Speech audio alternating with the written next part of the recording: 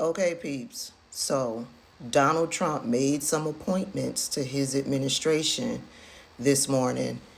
And this lunatic right here, his name is Tom Homan. He has made Tom Homan the border czar. This man is a lunatic. I remember briefly seeing a clip of him testifying in front of Congress, and I believe it was over Project 2025, and he was being questioned by Alexandria Ocasio-Cortez. She was asking him certain questions about how they would implement this deportation, this mass deportation thing that they want to do. This man was cold-hearted. This man was racist. This man was unapologetic. And I'm telling you, when Donald Trump said mass deportations would be bloody, he meant what he said when he put this man in charge today. In addition to that, he has made Stephen Miller. We all know Stephen Miller.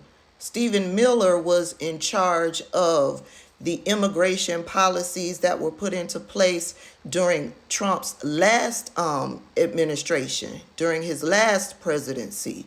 Remember the separating the kids from the parents at the border? Yeah. Well, Stephen Miller is going to be Donald Trump's chief of staff, or he's going to be over immigration policy again for this administration. And he and Stephen Miller will be working together on this mass deportation that is a part of Trump's policies. Baby,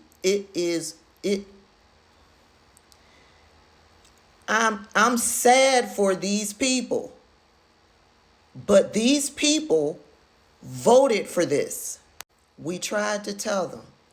I spoke about it over and over and over again that Donald Trump was planning to deport 10 million people. And these people are running around talking about, oh, he's talking about the criminals. No, baby, there aren't that many criminals here in the United States that are not documented. So once they gather those up, they coming for you.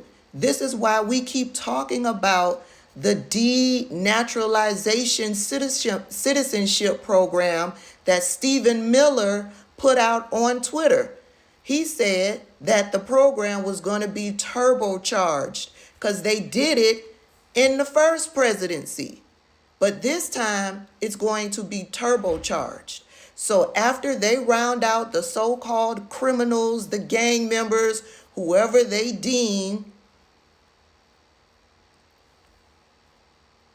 as part of the problematic crew, they coming after the rest of you, even if you've obtained citizenship. So they're going to take away your citizenship, and then they are going to deport you. And they're not just going to deport you. They're going to go after your grandmothers, your grandfathers, your cousins, your nieces, your nephews, your brothers, your sisters, your friends, your co-workers. Yeah, look into the Denaturalization citizenship program. And then look into the Alien Enemies Act of 1798. Because while Donald Trump was on the campaign trail, he said this.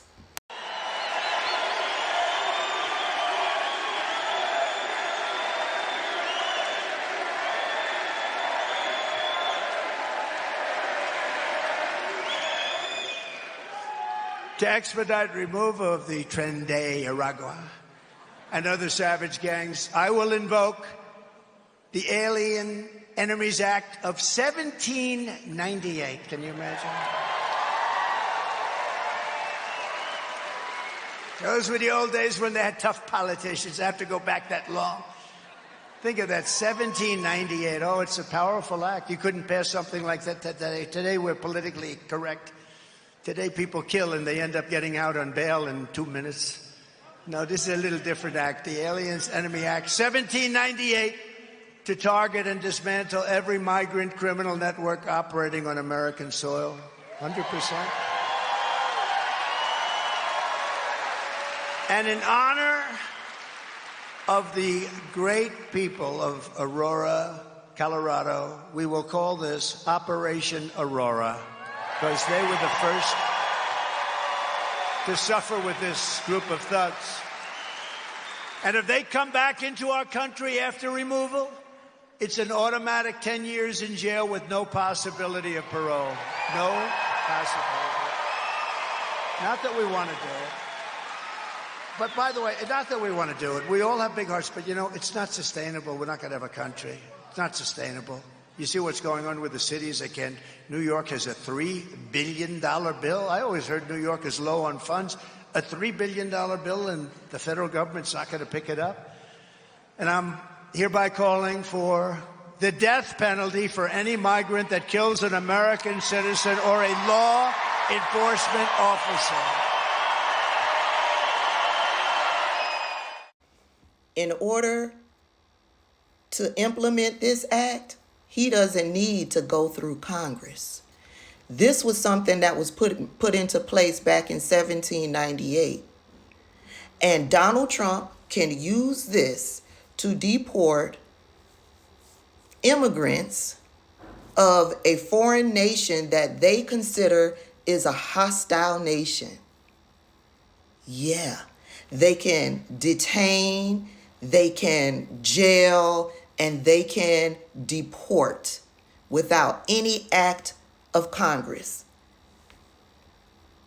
And so that's why you got the military meeting behind closed doors to see if there's anything they can do to stop Donald Trump. Now, the military might be able to refuse to enact his orders, but knowing Donald Trump, he probably got a militia off on the side who's willing and ready to step up to get it done. We tried to tell you.